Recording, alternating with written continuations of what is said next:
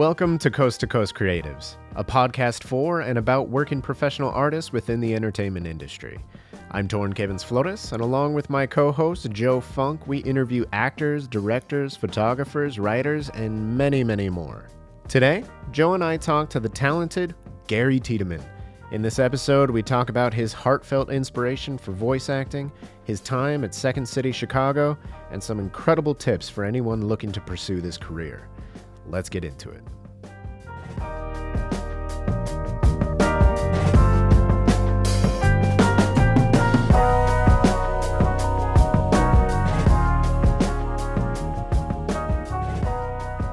Well, welcome everybody. Welcome, Gary. Hi. Thank you so much for being here today, being on the podcast, coming in to talk to us. It's nice to be here. Yeah. And you just were in New York. Just was in New York. We're doing this in April. Yes. I don't know when you're. Oh yeah, we should date this. This Yeah. is April of 2023 right now. Yeah. So I was just in New York. It was late March, last week of March. I was in New York for 5 days. What were you in New York for? I was there for the Audiobook Trade Organization's convention. It's the Audiobook Publishers Association, and the convention's called APAC. And they also couple that with the award ceremonies, which they call the Audies. And then peripheral to all that is workshops and happy hours and networking events. And it's a time for narrators who are generally working in isolation to actually see each other in person, you know? And then this time was especially special because we had 2020 was canceled, 2021 was virtual, 2022 was virtual. So this was the first in-person gathering of APAC since 2019, and it was in the air. It was definitely it was pandemonium. Yeah, there was a lot of excitement. It was cool. It was really nice to see people. That's amazing. Literally, Yeah, I know. We're still kind of getting used to that. Yeah. So you had been years previous before COVID? APAC, yes. My first one was 2018. And then 2019, and then I went to the awards in 2020. They had them on separate dates, so the awards were in March, which they usually are late. That's what they usually do lately. And then the convention was slated for May, and they had canceled that. So I went to the Audio Awards in March 2020, and then literally a week later, the NBA stopped. Everything stopped, and so You got it in just in time. like, whoa, yeah. So tell me a little bit about this award show. What kind of categories cover the Audies? I don't know much about it. I'm guessing a lot of our audience doesn't know much about the Audies. Yeah, and the host this year made it so fun because she kind of said that in 10 different ways that were hilarious. Like, I don't know who you guys are. Like, I've never heard of you, but you all seem so excited for each other. It was great. Michelle Buteau, if you can find it on YouTube, it's the Audio Awards hosted by Michelle Buteau. She made me cackle laughing. Anyway, the Audies are the Audiobook Awards. They are put together by the Audio Publishers Association, which is the trade org for audiobooks. And so they are very audiobook centric. It's like nonfiction, mystery and suspense, fantasy, sci-fi, romance, erotica. They've added some bilingual categories, Spanish language, all these other categories are escaping me, but it's not that many. The ceremony was like an hour and a half. Okay. And it's done. Unlike the Oscars that last like 8 hours. Yeah. And that's only what you see on TV. Yeah. Right. And then when you're at them, you're like, I wanted this to be longer. This is fun, but an hour and a half is actually good. That's plenty. And you've won an Audie. I did last year, 22. Nice. What did you win for? Mystery and suspense, the whodunit, and it was really good. And I knew it was special when I was reading it to prepare to narrate it, and it was really good. And it still didn't stop me from feeling shocked when I saw that we were finalists. There were 4 of us who narrated it, and then doubly shocked to see that it won up on, we were watching it from home because it was virtual last year. And it was just what a feeling to see that on the screen.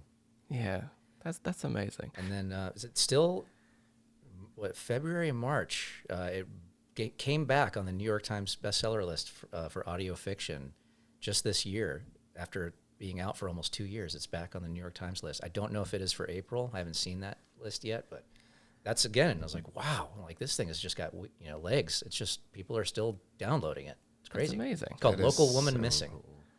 So, okay, we're covering the present right now. Let's go back in the past. Okay.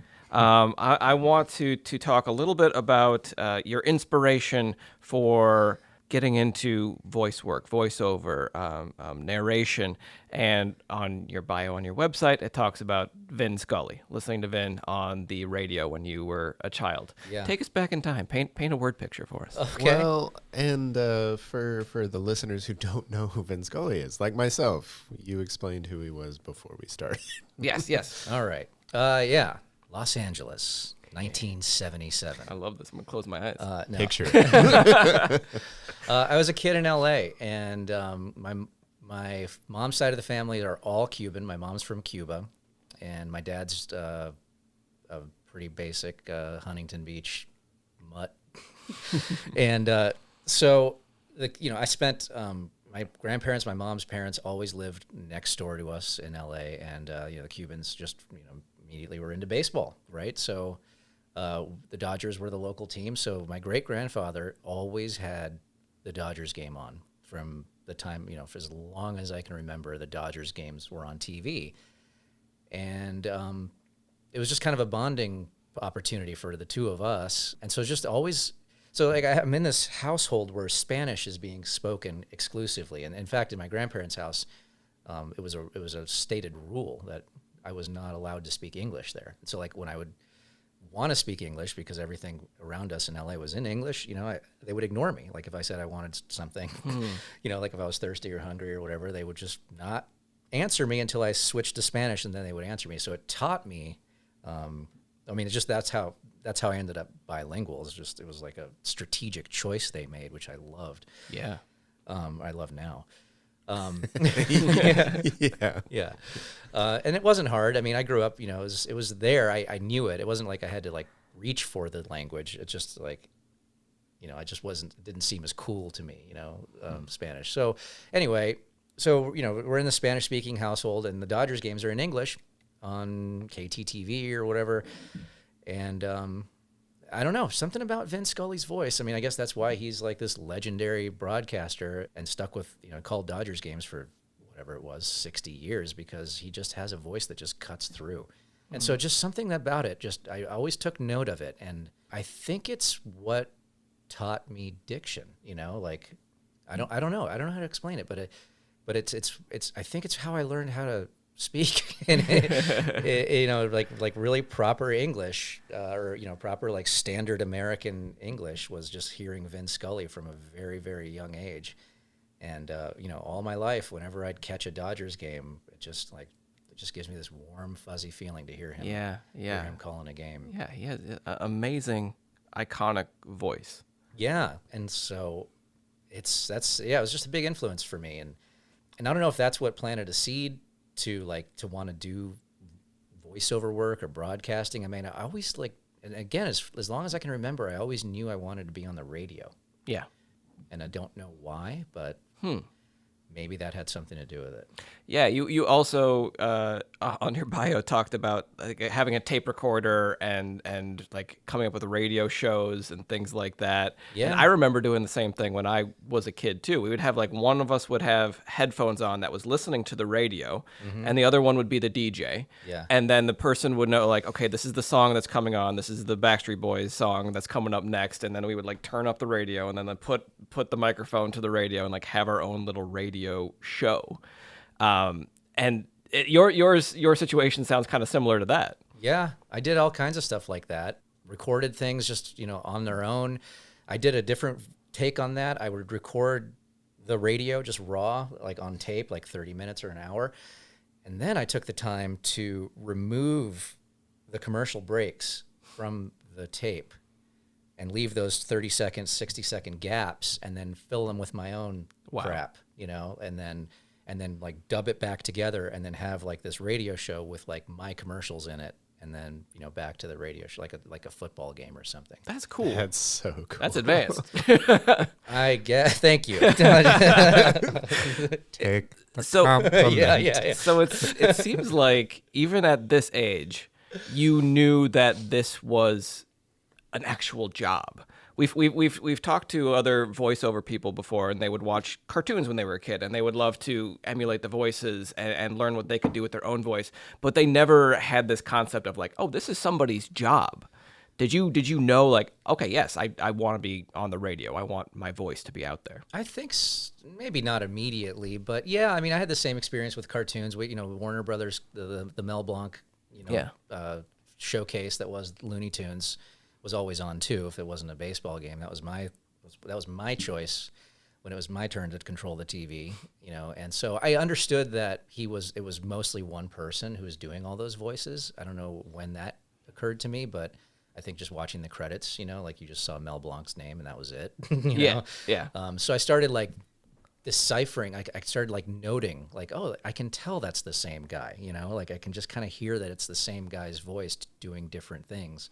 And then being in LA as a kid, there were a few times in our neighborhood where there would be productions that would come in and shoot scenes or whatever they were shooting. Like The Fall Guy, I remember one time came through our neighborhood, and for some other show I can't recall right now, but like I got to watch a house get blown up down the street from us, and then like I watched a car, jump a ramp and land on the roof of the house, and then they blew up the car, and so like it's like it was during the summer. I think school was out, and so like I just sat there all afternoon and just watched them shoot a show, and nobody seemed to care. There was a kid just on the periphery watching, and so that stuck with me too, because I saw like, oh, this is an industry.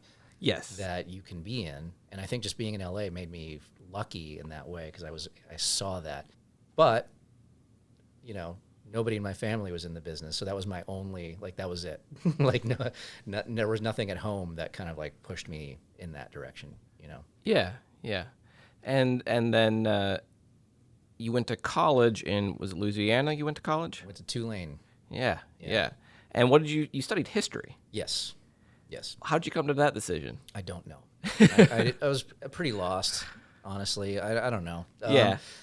I knew even then I knew I wanted to be on the radio. I had done like a couple little things here and there on the radio, and I still knew I wanted to do that. Mm-hmm. And so it didn't really matter what I majored in my head. And Tulane is it's a very expensive private school. I'm still paying for it. And so a lot of people I graduated with and my friends were like finance majors, or they went on to law school. They went on to get their MBAs.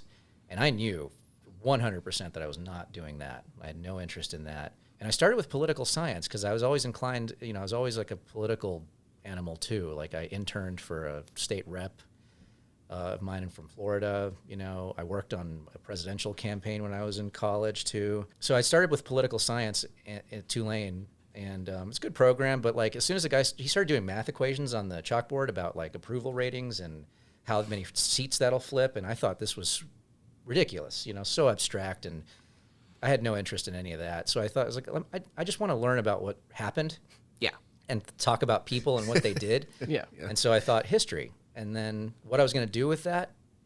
My friend had a joke. He was a history major too. Ended up going to law school, but like we got tired of people asking us, "What are you going to do with that?" And so like, his answer was great. He's just like, "Think." Oh, I do love that. Yeah, and that usually shut it down. And even then, like after graduating, for years after graduating, like it was like, "Oh, what'd you major in history?" I was like, "What are you going to do?" I was like, "I'm out of I'm doing it." Like, yeah. That deadline passed. Teach myself to do stuff. So. It's interesting talking to people in this industry, just the entertainment industry in general, about what they studied, because not a lot of us went to school for film or for theater or like you find your way there, especially because like a lot of these programs are also newer programs. Like these didn't exist like from that long. Like no. USC had a film program in the 70s and the 80s, but not a lot of schools did. Right. They were the godfather of film school. And then at Tulane, I mean, I just was attracted to New Orleans. Something about it made me want to live there. And I didn't care what school it was. I just was like, I want to live there. And at the time, I was interested in like theater and stuff, but I didn't even think about that. And then when I got there and I looked into it, it was just like very not the theater I wanted, not the kind of stuff I wanted to do. It was like a lot of, they were dressed in black, doing a lot of Shakespeare. And if they had had an improv team, like they probably do now, I'd have jumped all over it. I just Yeah. didn't even know that existed back then, you know? Yeah. And then after school, you started working at a radio station? Yeah, actually, I was still in school, and they had a class my second semester senior year. I was pretty much done, and just all I had to do was just screw around and graduate. You know, so there was this really weird elective called like the Art and Business of Radio that was in the it was called the University College at the time, which was more of like a working adults school, you know, for at Tulane offered like night classes and stuff like that. And this guy was a salesman at the local rock station. So I took his class, and I mean, I just, you know, took the opportunity. I was like, hey, I got tapes, you know, so I made some like demo tapes for him. I was like, pass this along to your coworkers. He's like, he listened to him. He's like, sure. And he did. He passed it on to the program director, and they said, let's bring him in for an interview. So I think it was like April of my senior year, they hired me as a part-time board op at this classic rock station in New Orleans. And it was a dream come true. I was like, okay, well, I got my job, you know, like I'll stay in town and work here. And I did. That's what happened. I stayed, well, I quit briefly and then came right back. But overall, it was 2 years. I stayed in New Orleans and worked at the classic rock station, WRNO. And you started on the boards, but then you were on air as well? Yeah, I started on the boards. A few months later, the morning show producer position opened up.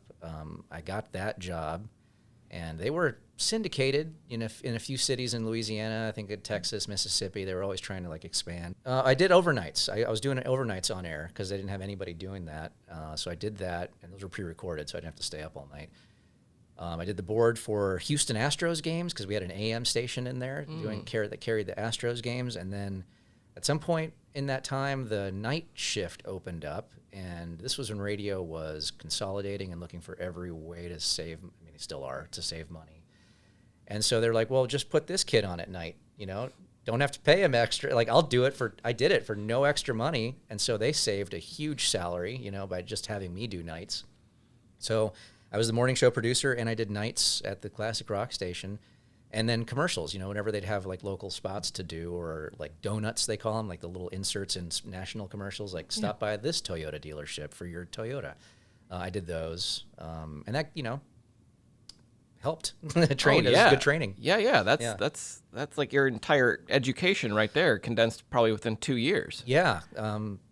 It was an amazing opportunity, and I was very lucky. I mean, finding those opportunities, I guess, is part of the luck, but you know, to have gotten hired while I was still in the school and then get put on the air in a market size like that, was crazy. You know, when I look back, it was nuts. You know, that's almost unheard of. Like, you know, people were moving into town from other markets to do the day shift or whatever, and I was just already there. It was nice. It was really cool. Well, and you know what? You took a chance Yeah. of like, hey, pass on my tapes. Of just like you took it into your own hands, and it worked out. Yeah. I mean, without that nothing would have happened. And I've always been kind of taken leaps like that, you know.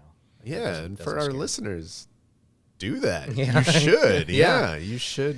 You know, the worst, especially this day and age, like take it into your own hands. you You know? have to now more than ever, because there are no rules. You know, any like the path I took is not a path anyone else can take again. You know, like that station, for example, is now a conservative talk station that just carries Sean Hannity. You know, like there's nobody working there anymore. Yeah. You know. Yeah, and that's a hard thing to explain to anybody who's younger and wants some advice on how you did what you did, because every path is different and the industries are always shifting Always, drastically, constantly. Yeah, like with my stuff, people are always shocked when I say like, well, I've never like taken a photography class. I learned from YouTube University. Didn't know that. How to do this stuff.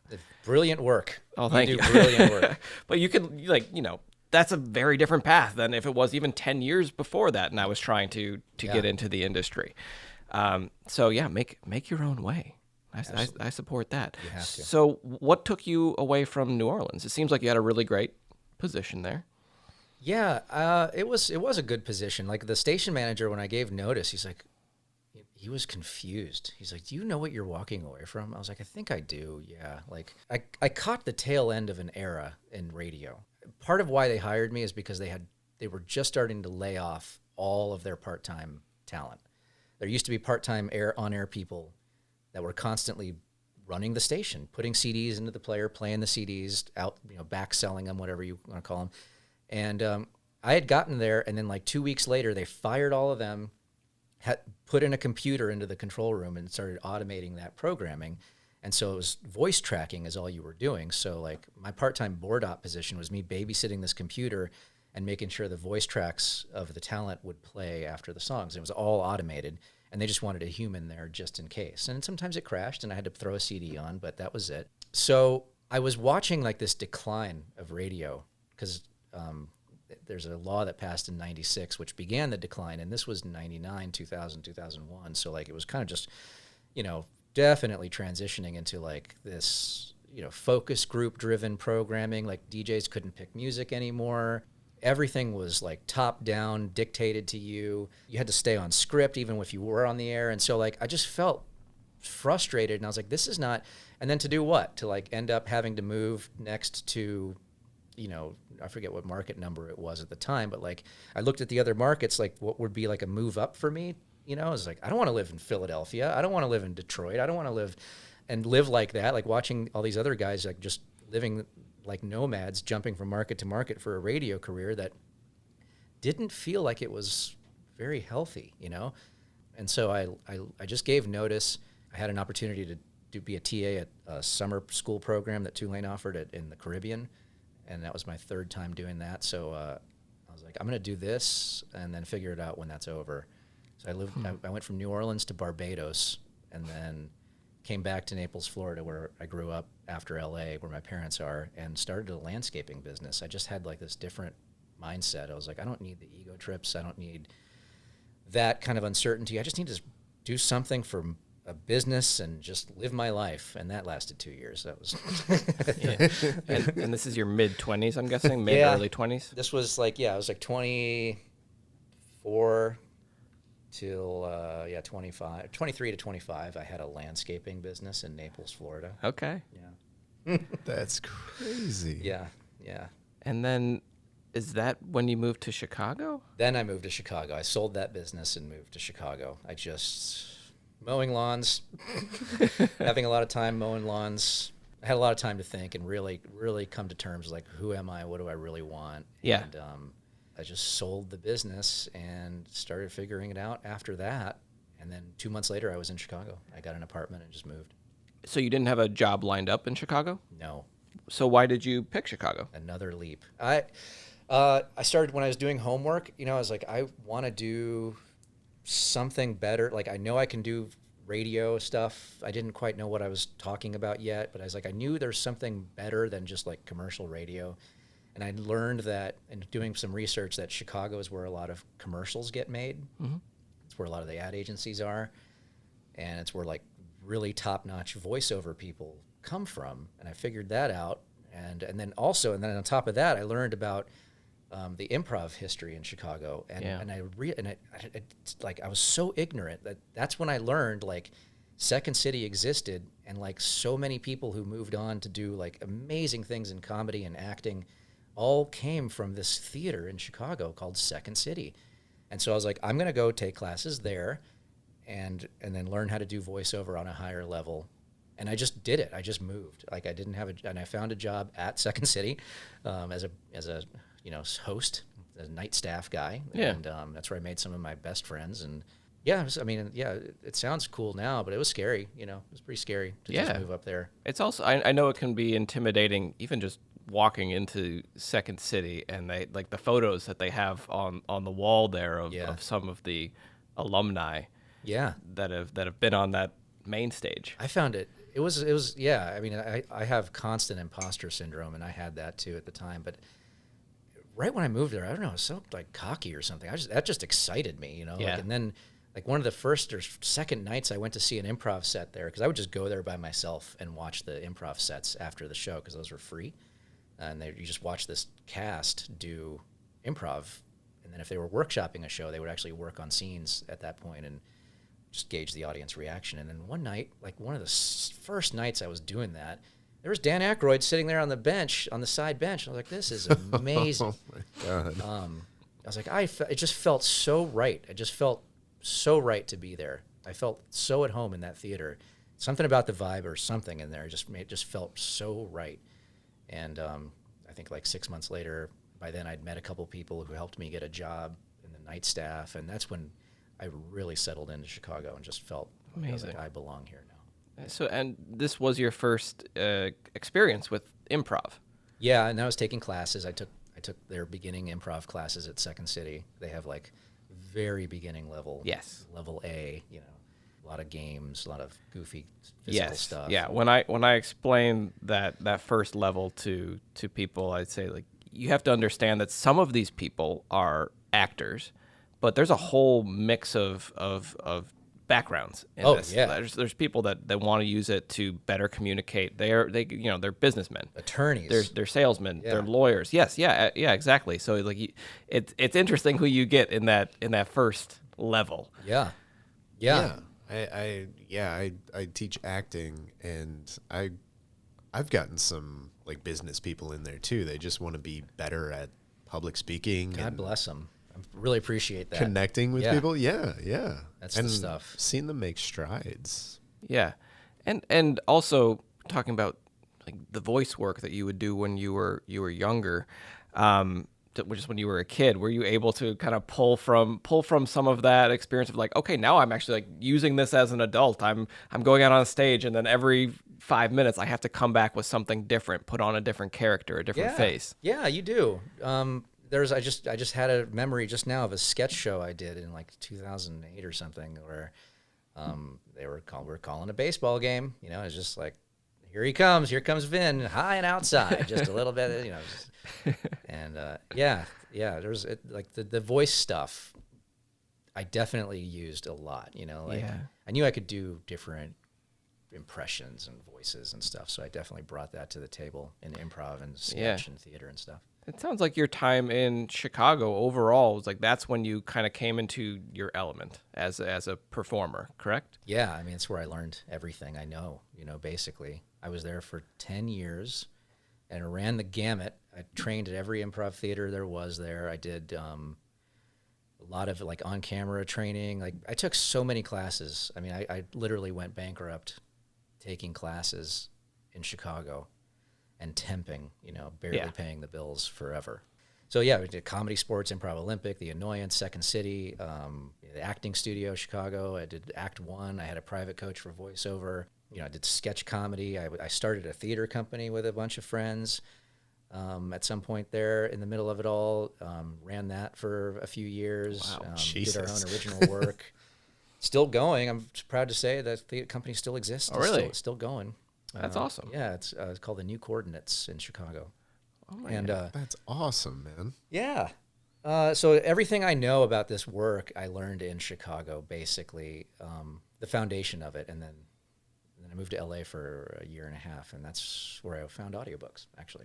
Yeah, I was going to ask, during your time in LA, did you find yourself drawn more towards the stage acting, more towards the improv scene? How did the voiceover and the audiobook work fall into this? I don't know what I wasn't sure what I knew. Like, I looked at my stuff as like a couple different tracks, right? Like, I did voiceover work, and I had an agent pretty quickly, and I booked a commercial pretty quickly. So I knew like that was viable, right? Like, I had an agent for on-camera work, and I never booked anything on camera. So like, the data was showing me that wasn't viable, But meanwhile, I'm booking voiceover work. And then there was this other track, which is like the improv theater sketch comedy track. And like Second City, like basically to get in there, you have to audition for Tourco, which is the touring company. Or at the time, they had cruise ships where you would audition and get on an ensemble on a cruise ship. And they would, you basically do a lap around Hawaii or the Caribbean for whatever, 12 weeks and do the same show and go insane. And from what I've been told. And so they asked me at some point in an audition, like, are you willing to do boats? And I said no, because I have an agent in Chicago that's booking me work, and so I don't want to leave for a boat. And so that kind of like, I think that was determinative, because that kind of like closed that door. I never got on stage at Second City. I never got on a boat. I never did Tourco. Also, I'm not that funny. When you see people there who are funny, it's just another level, you know, and I'm not that funny. So, so that too, right? So, so I was just, you know, so then I just kind of honed back into like voiceover work, on camera work that still wasn't booking anything on camera. So I just decided to move to LA. I was like, I've done a bunch of commercials in Chicago. There's more there's animation in LA. There's trailers, you know, there's promo work. And so after 10 years in Chicago, I was like, I'm just going to do this. And again, I just quit my day job at the time. It was a tech job, and moved, and didn't have, you know, with no prospects. I just took another leap to LA. It's a theme. Yeah. In your story so far. Yeah. That's every move I've done. I mean, even like I moved here too, just moved. Really? Yeah. But I mean, at this point I'm, you know, working from anywhere, so it doesn't Right. matter. But Right. Well, let's jump into talking about audiobooks. okay. And how you got into that, your passion for it, because that is your main work at this point, correct? Yes, and I'm very happy that's the case.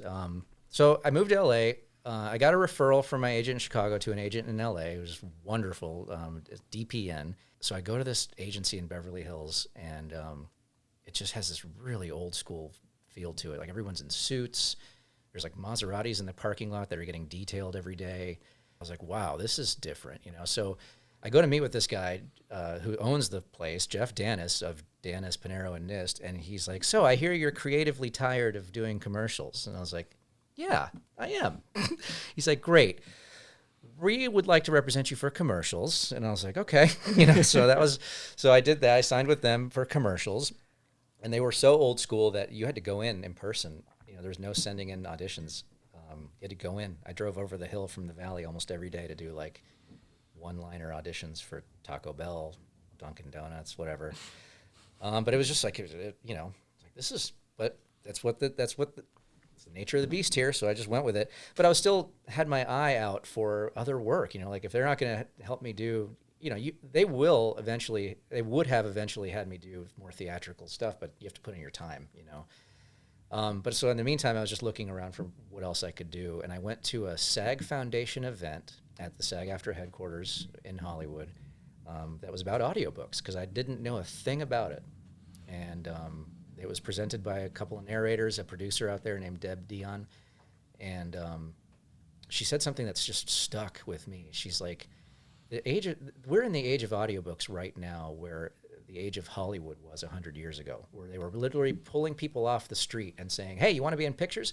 It's like, that's where it is right now with audiobooks. Like, it's like, we need talent so badly because it's growing so quickly that you really can just be, that we will help you get work, you know?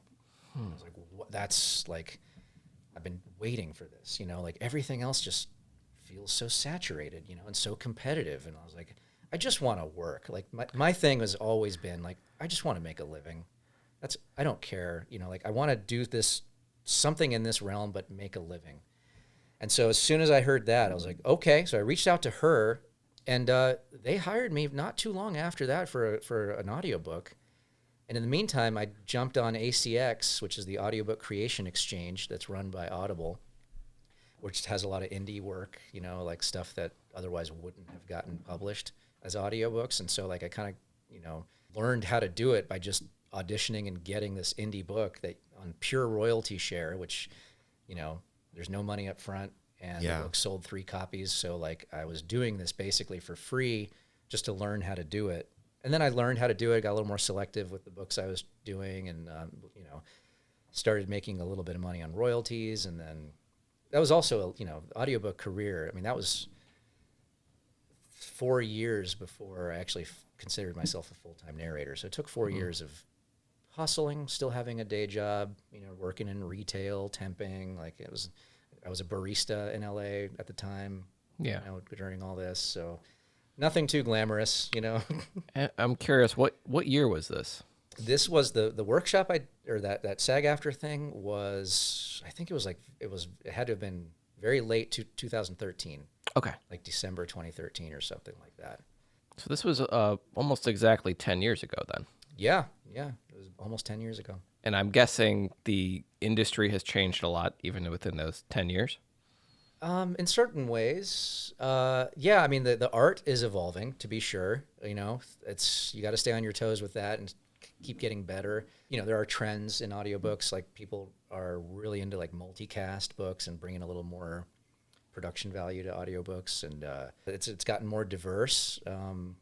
You know, culturally diverse, which is great too. All the changes seem to be very good for the most part, and then it's gotten huge. I mean, I thought it was big when I started, and now it's huge, and you know the stats prove that. I mean, it's just like double-digit growth year after year after year after year. It's like, I think some stats said that there's more money. It's like $1 billion industry now, and which is bigger than Broadway. So it's no secret anymore. I don't think it's that golden age anymore where they're just like, hey, kid, you want to do audiobooks? Get in the booth. You know, like I think that's done. That's changed. I think it is a little more competitive. There's a lot more new talent. It's very talented, you know. Yeah. They're quick studies. I mean, the resources online are infinitely more than they were just when I started. Sure. So, like, you can catch up to what I know after 10 years in about a month of just looking at YouTube, you know. Yeah, yeah. And has it evolved so that at the time you were living in Los Angeles, can you now essentially do this job from anywhere? I can. I think there's benefit to living in LA or New York. There's more opportunity to just go do in-person sessions. That was pre-COVID. I think that's kind of coming back now. I think especially like multicast. I mean, like if I lived in New York, I'd have more opportunity to go into the studio with a few other narrators and do these multicast productions and it just makes the work a lot better when you're sitting in a room with people, you know, and can act off each other. So, you know, if you live alone, work alone like we do, it's huge. It's such a difference. But otherwise, no, you don't have to. You don't have to. You can be anywhere, you know, and do this.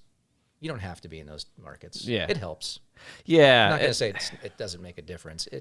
It's beneficial if you live out there. It's hard to, when we're doing headshots, it's hard to recommend. Some people say, oh, should I go to LA or should I go to New York? And I kind of have a similar response that you do. It's like, well, it might benefit you. It might be great. You don't necessarily have to do that. There are other options, but it might be the best choice for you too. You have to want to live there. Yes. It's a personal decision too. You can't discount your personal preferences. Like if you want to live in LA, you better want to live in LA, because if you don't, you're not gonna last long. I mean, it's not if you don't want to be there, it's not a fun place to be. I mean, for my journey, like if I hadn't gone to LA, I probably wouldn't have started doing audiobooks, you know. And then like there was this workshop I did at SAG-AFTRA that was like groundbreaking for me as a voice guy. So like that was huge. Yeah. So, you know, go there for a couple of years. Yeah. You know, Yeah, try it that's out. what we say too. It's like everybody's, however cliche this sounds, everybody's journey is different. Yeah. Mm-hmm. And, you know, so we can't really say set in stone, like, no, don't go to LA, No. or yes, go to LA. Yeah. And you were there for 1 year? I was there for a year and a half. Okay. I had a month-to-month lease in a little bungalow behind a little guest house, and so at some point In the valley? in the valley in Tarzana, it was Nice. like just right on the hills. Yeah. It was really pretty.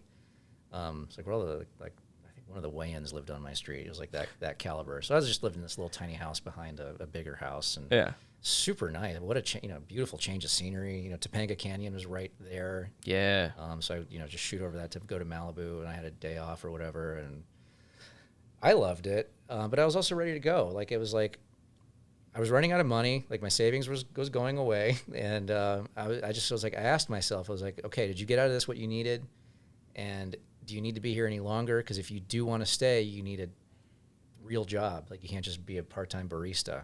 Like I needed to pay rent. Like rent's expensive, and so, or I just was like, I'll take this audiobook career that I've just started and double down on it. So what I did was move back to Chicago, where I knew I could live a lot cheaper, had a lot more hookups with like day job stuff, and I was able to just focus on the audiobook career that was very nascent at the time, and that was just the choice I made. Yeah. And when you go back to Chicago, is this the part where you start to build essentially your own studio within your living situation, or are you still going in and doing it in person? Oh, I always had a booth. I always had the whole time. Okay. Everything we've talked about, I've always had either a booth or a setup in a closet. Yeah. Or I built my own out of 2x4s and plywood or drywall. Every step of the way. Like in LA, my guest house, I turned the walk-in closet into a booth. So I did my first year of audiobooks, year and a half of audiobooks in that closet in Tarzana. And then when I got to Chicago, my theater company's office space had a basement where we stored the wardrobe and stuff. And I just kind of squatted in that. I just pretended I was going to the office and like waved at the landlord and then snuck back down to the basement and recorded my audiobooks. So that was a cool free situation for me. And then I built a setup in my apartment, and then my buddy, and then I moved out of that in with my girlfriend at the time, and my buddy let me use his basement. So I built a better booth in that, in his basement. And then in New York, I moved to New York after that. I finally bought a booth in New York, which is what I use now. Wow. So it's constantly evolving. Cool. Constantly evolving. I've got, booth stories too. I will say that the wardrobe room at a theater, it does deaden sound. It was. That was dead. I remember when I was at the National Theater Conservatory, huge wardrobe room, and you would walk in there and the sound of everything else just went whoosh, just like deadened right Worked away. really well. Yeah. It was really good. I can imagine. Yeah, no complaints. I mean, there was a couple, every setup, no matter what it is, there's always some issue. Yeah. But generally it was good. It was really good. So let's talk a little bit about equipment. Let's talk about if someone's starting from the ground floor and they want to get into this, they can't expect to have a booth, have all this fancy stuff. What's the most important piece of gear that someone should be starting with? And do you have any recommendations for anyone starting out? Yeah, I do. I think so. It's hard. Everyone's got an opinion about this stuff. I know narrators who are really good and really established and award-winning, and their booth is PVC pipes with moving blankets, Yeah. So it really depends on your space. You have to learn a little bit about acoustics, make sure your acoustics are good, which is a different thing than soundproofing. So you need like quiet, and then you need good acoustics. Like those are separate things. That make sense? No, explain that. Well, so you've got so you need to narrate an audiobook, you need a minimum noise floor, right? So there's a decibel level that you need to achieve of quiet. Okay. To get your studio approved by anybody, to have any business doing an audiobook, you need a certain level of quiet. So we're in a kind of a basement right now. Mm-hmm. It's been pretty quiet. This would just work as far as noise goes. And then within that, you have to treat the acoustics, because I'm not going to clap into the microphone, but if I did, you'd hear the reverberations of the clap. Sound is behaves like a solid and like an energy wave. So sound bounces. So that's what I mean by the acoustics. You have to kill that bounce. And then there's the bass issue, which is ubiquitous and notoriously hard to deal with. And that's a third tier of treating your room is bass. And the bass collects, just because of the nature of the frequency, collects in corners.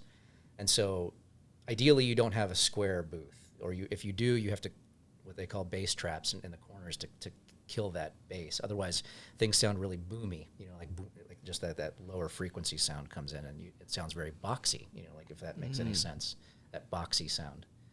Yeah. Sure, yeah. Yeah. And it sounds like a lot of this, I'm guessing, is just trial and error. And some books, some YouTube. Yeah. The equivalent within my field is people get into it and they think, okay, if I get the best possible camera and the best possible lens, I'm going to be a really good photographer. And it's about lighting.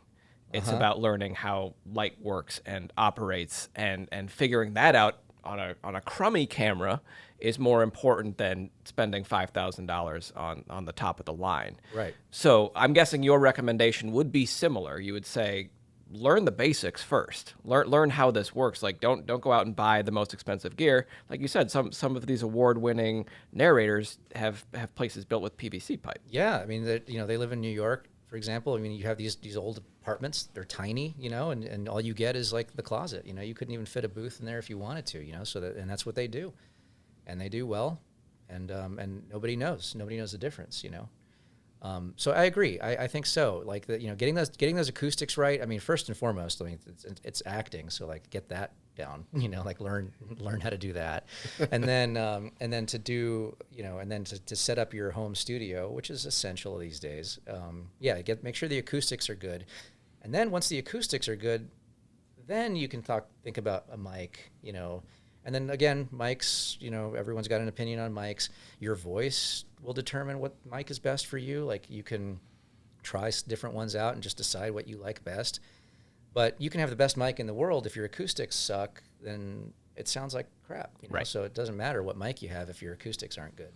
So that's important for sure. And like I said, I've done it in closets. I've made my own. I've done the PVC thing, in a basement apartment. Now I've got just it's called a Studio Bricks. It's a modular booth because I was like, I'm tired of moving and rebuilding, which is what I was doing, like literally just rebuilding from scratch every time I moved. And so Studio Bricks, it just comes apart like Legos, and you put it right back together. You barely need a tool to do it, and it's really good, really top notch. That's cool. awesome. Yeah. Yeah. And what kind of microphone do you use? Nowadays, I'm using a Sennheiser shotgun, the M417. I think that's MK417. It's the standard Sennheiser shotgun that they use in TV shoots and stuff. Nice. I bought that when I was in New York because it's more directional than the cardioid mics. It's a hypercardioid. And I was living in Brooklyn. It was loud, even with the booth. And so I figured that would cut down some of that noise. And it did. It did. And it also, coincidentally, it's like the best sounding mic I've used for my voice. Like I've gotten compliments about it. Like, wow, that really sounds like it's a good match for me. I also have a Neumann TLM 102, and this is a good example of like, you can have the best mic in the world, but, and it is like, it's such a phenomenal microphone. It picks up everything. Mm-hmm. Like if I move my toe, it'll hear it. And like, that's not good for audiobooks, like it's better for music. And so I've got this mic that is too sensitive for what I do. So it's on the side. Like if I ever record music or whatever, I use it outside of the booth. So walk us through a little bit like this process of recording an audiobook. Okay. How does that I don't know. That work? Yeah, I don't know. That's a lot of recording. It is a lot of recording, and my process is there's a reason I don't coach because my process is fluid. I would say describe my process as fluid. Okay. But I have some general guidelines I follow, and I don't think anything can beat just trying it out and editing your own. I mean, Sure. the general advice is don't do your own editing when you do audiobooks, like on ACX or whatever. But like I did for the first couple of years, and I think that's a pretty valuable experience because you have to listen back and hear all your BS, all of your hack moves, all of your habits and patterns, and like I hear it all, and it was a huge lesson for me. So like, I'm a little bit of a loss for words because like this is where I have trouble. That's why, like I said, why I don't coach, because it's hard for me to explain how I get there. I just try really hard to just play the authenticity and the intention of whatever I'm doing. Like every sentence has intention, and every sentence is actable. And I stole that line from an audiobook coach, Paul Rubin. But every sentence is actable. And so if you aren't feeling it, then you're not doing it, So like, it's just acting with some tweaks. And so like, whether you're narrating like a long description of like someone's car, or whether you're engaged in like dialogue with 3 characters, every single thing is actable, and there's intention behind everything. So I apply all the stuff I learned from improv, all the stuff I learned from scene study at the acting studio, like the shirt left guideposts, like the concept of discovery and opposites and actions. Like I bring all that to the table because it's all very relevant. So like, the like discovery is a huge guidepost I use. So like, when you're describing things and like painting a picture, like when establishing scenes in a book, like I think about discovery because the listener is discovering that as well. with you. And so you have to discover it with them. And so like one of the old lessons I learned from voiceover from a coach I had in Chicago, Kirk Johnson, he's like, he just drilled this into me. He's like, they only feel what you feel. And when you're on a mic and you don't have the luxury of the visual, all you can do is feel it more. And so like, people are going to disagree with this approach, especially like Brits, but that's how I have to approach it. Like, I don't know any different at this point. Like, I have to feel it, and I have to feel it intensely. And so whether this is commercials or animation or audiobooks, like, if I have to feel it at a 10 so that you can feel it at a 5. You know what I mean? And then be careful, because you can overdo it. Then there's technique involved where, you can't just scream and you can't, overact everything. Like, it has to be authentic. And so, yeah, it may not be good for my mental health to feel it like that for everything. Yeah. But it is kind of what I do. And I don't know that everyone needs to do that. Like, I know it's a very American thing. Like, I've learned by learning from British people that that's just not how they approach acting. Interesting. But it is how I approach it, and I think that comes from Chicago. The improv scene, like, you have to just play the authenticity of the scene. Like, no character thinks they're funny. No character thinks they're the butt of a joke. No character knows that they're in a book. No character knows that they're in a stupid scene. They think they're real people in a real world, and so that's what I do. That's what I bring to the table. I don't know. I mean, it's amazing that you're able to bring all of this experience with improv and theater training, but the big difference, as far as I can see, is that a lot of that is playing off of other people.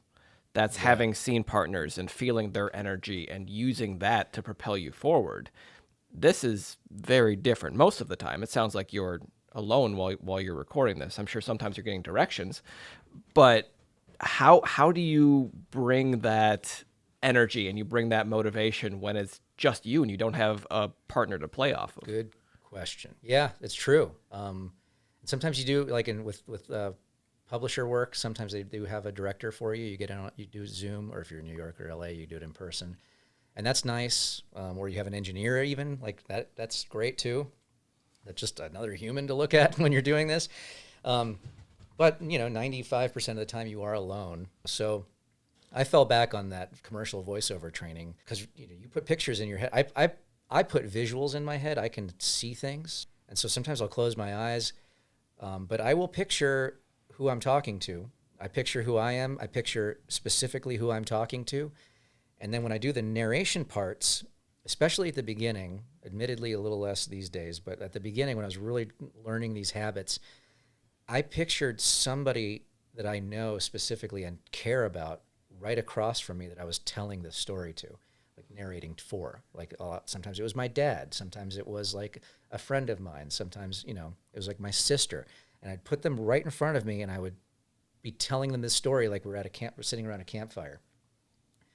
And that just kind of sets the mood, sets the tone. And like the person I picked to tell the story to just kind of fit the genre, if it's So like they're not necessarily scene partners. You're not playing it off. You're not envisioning that sort of relationship. It's storytelling. yeah, for the narration parts, Yeah. and then for like the dialogue, then I'm just like in full pretend mode, I'm being this character, pictured in my head. You picture all these things, like, what they look like, what they're wearing, how they walk, where they come from, what their background is, like all that stuff, all that scene work stuff, from like acting fundamentals you bring to the table for like the dialogue and character stuff. And then of course, tweaked for audiobooks, like the technique just kind of changes. There's a little more subtlety that you have to bring to the table. You can't just go to full cartoon mode, when you're doing audiobooks. It's just, you jar the listener. So there's an expectation to kind of like subdue things a little bit more.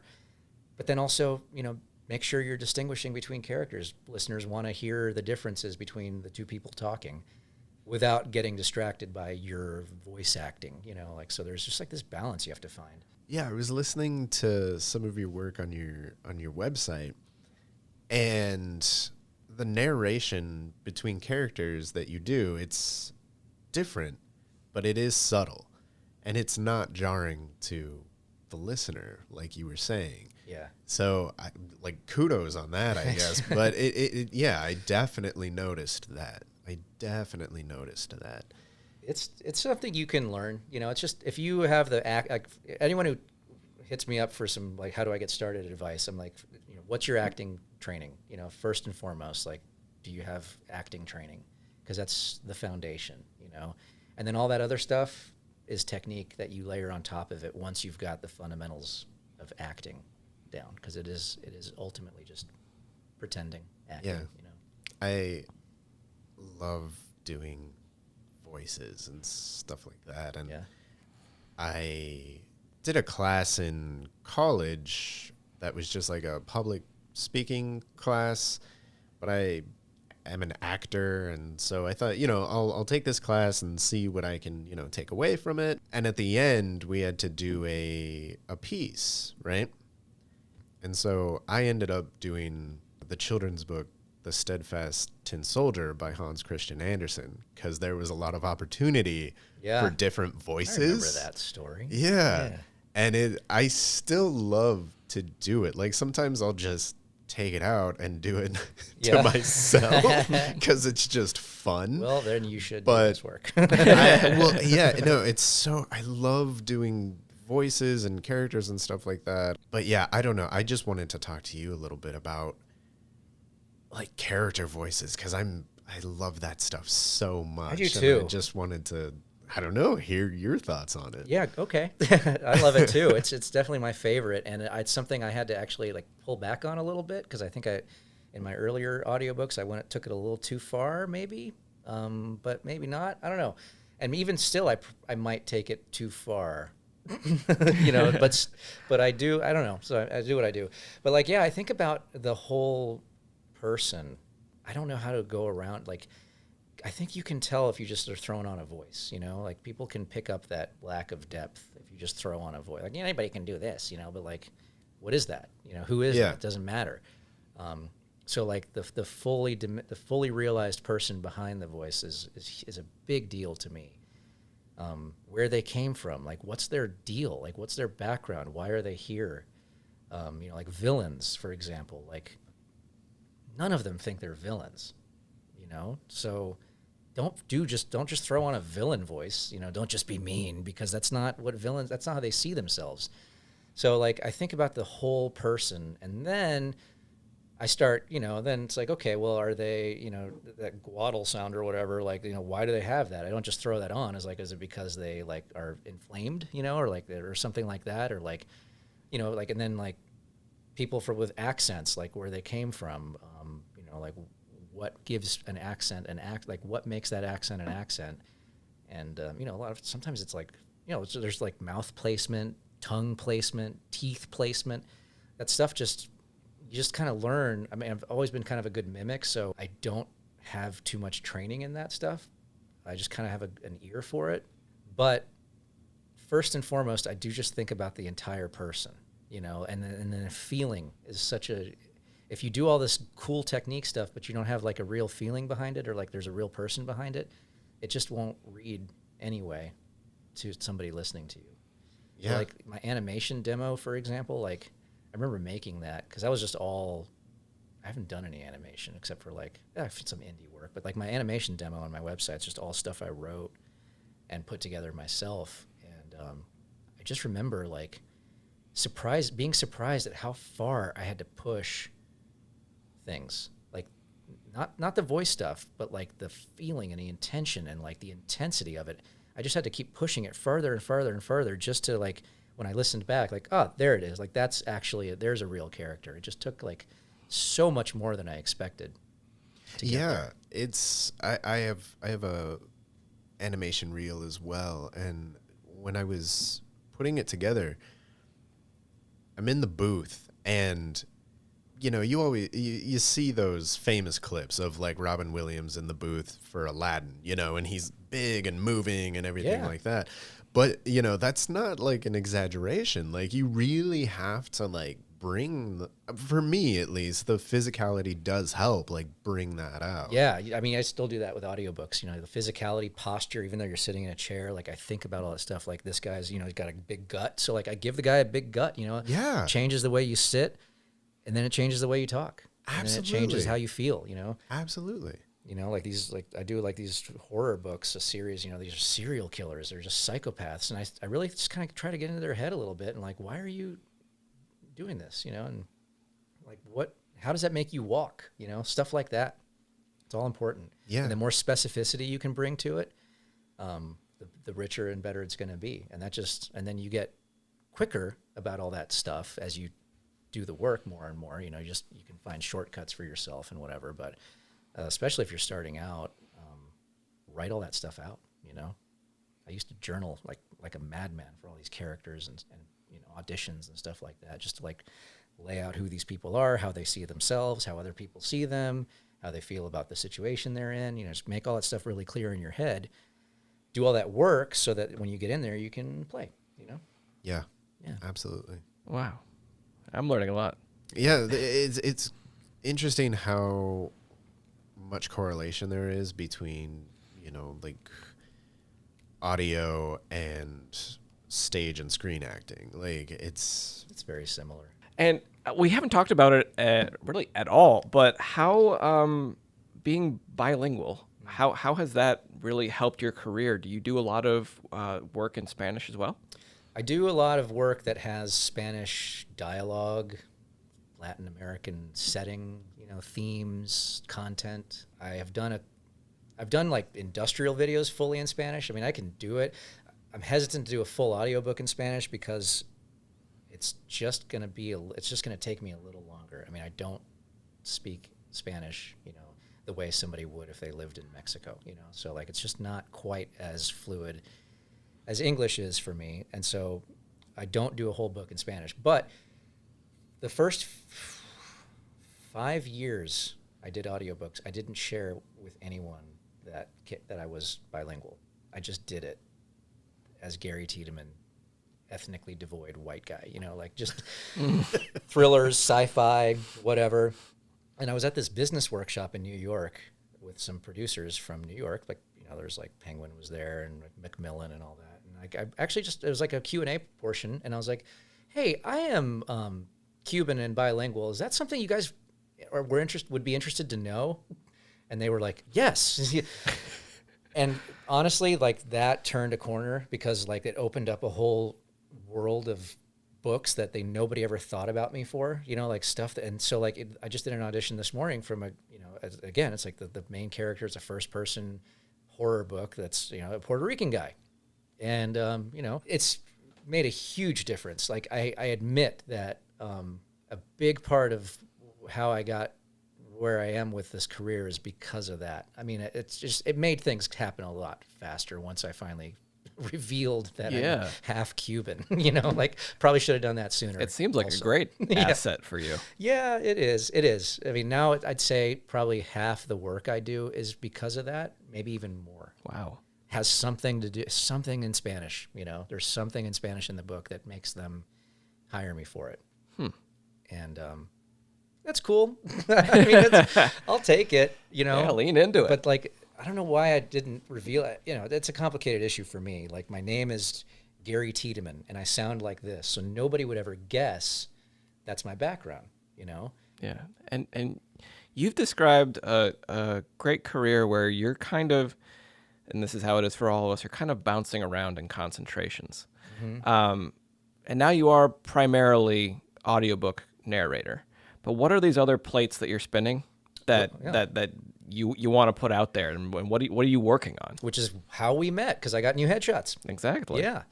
Well, I moved to Atlanta with my wife about 6 months ago, and she is an on-camera actor and stunt coordinator, Samantha Elkins, and it didn't take me long to catch a little bit of the bug, you know, watching her do self-tapes, and I was like, oh yeah, I remember how to do this, like, because I'm her reader, you know, and like give her some coaching or whatever, and I was like, I want to do this again. I miss it, even though I never booked anything. But I'm older now. Times are different, you know. Yeah. So I'm going to give it another go. I just signed with East Coast Talent a couple days ago, and my agent in Chicago is aware that I have new headshots and stuff, and she's going to submit me for on-camera work up there. And I think because I have this career now that's like taking a little bit of the edge off, or whatever, the desperation off of the audition process, that I'm going to have a lot more fun with it. Good. And not care if I book anything or not, whereas I used to care a lot. And that'll probably make me book more work. You're right. Right. So. Yep. It probably will. Yeah. How are you liking Atlanta? I like it. It's beautiful. Admittedly, have not seen very much. We moved here, got married 2 months later, and then just hibernated for the winter, trying to get out of debt, working, and I haven't seen too much yet. Yeah. But, we're going out to some dinners, just got botanical garden memberships. And Nice. Oh, cool. It's a long game. I know we're going to be here for a while, so. And what exactly brought you both here? She did. Okay. Before, we were in Charleston, South Carolina, and she was going to move here before we met. Nice. And we met, and so she stuck around. And, you don't have to try too hard to convince me to move somewhere. I'm like, let's go. I'll do it. From what we've heard, yeah. So like, all right, let's go. Took the booth apart, put it back together. Here we go. Now I'm here. Well, that's awesome. I'm glad you're here. We've been here for about 4 years now, and the filmmaking and the artistic community here is fantastic. Seems like it so far. Yeah. Yeah. So we're glad to have you on board. Me too. Thank you. As a part of the Atlanta crew. Yeah. Well, we should get close to wrapping up because we're at 90 minutes, Torn. And he's got to edit this down. So I guess the only question we got for you in this, we end most of the podcast with this, is if you could give advice to a younger version of yourself, a 25-year-old version of yourself, what advice would you give? The advice I got that I didn't listen to, which is just like, it was Susan Messing, the legend, Chicago legend, and global legend, Susan Messing. One time she was kind of lecturing me because I think she just picked up this vibe. She's like, you're eating a sandwich and all you're thinking about is the sandwich over there. Why don't you just enjoy the sandwich that's in your hand? Like, just enjoy where you are with this journey, and like trust that you're going somewhere, and just like enjoy where you are right now. I know it's so cliche, and the sandwich thing just kind of, it helped. It still didn't really sink in when she said it, but like, if I could go back and like, I would just like say, listen to what she said, like just enjoy where you are right now. And when I look back, like there was so much cool stuff going on in my life, and all I was thinking about was like, what's going to be next, Yeah. And that's not helpful. No, but it's one of those pieces of advice that probably a lot of us get when we're in our 20s, and someone else has given to us, and we brush it off. Yeah. And it's like, and then 10, 15 years later, like, oh, okay, that all comes together. And that's beautiful. That's beautiful advice to pass along to anybody, honestly. Yeah. Well, thank you so much for being here, for talking with us today. This was really cool. I learned a lot. Thank you for having me. This was really nice. Yeah, I wasn't sure if we were going to have enough to talk about. Oh, we did. More than enough. We had topics that we didn't even get to, so I'm sure we'll have you back another time to talk more if you're down. Absolutely. Amazing. All righty. Well, thank you so much. Thanks, man.